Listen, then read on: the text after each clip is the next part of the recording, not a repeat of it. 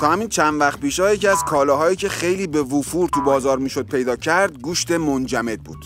گوشت یخزده از برزیل و استرالیا و آفریقا و روسیه همینجوری تریلی گوشت منجمد وارد میشد و به صورت فله‌ای و ارزون تو بازار میریختن.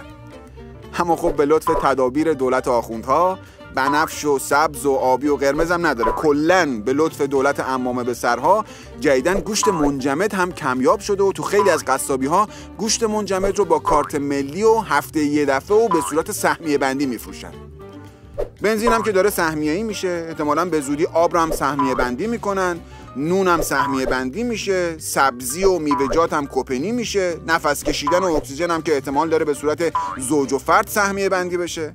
حالا شماها یادتون نمیاد قدیما وقتی مناظره انتخاباتی میشد بعضیا میومدن تو دوربین زل میزدن و به میلیون‌ها ایرانی میگفتن که اونچنان رونق اقتصادی ایجاد بکنه، با اونچنان مردم رو از لحاظ درآمد سرشار بتونن در اختیارشون قرار بگیره، اصلا به این 45,000 تومان خودشون نیاز نداشته باشن.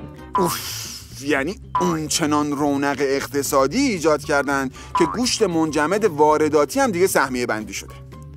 اونچنان رونق اقتصادی ایجاد شده که اون 45 تومن یارانه‌ای که میدن هم جلوی گربه هم بذاری دیگه قهر میکنه.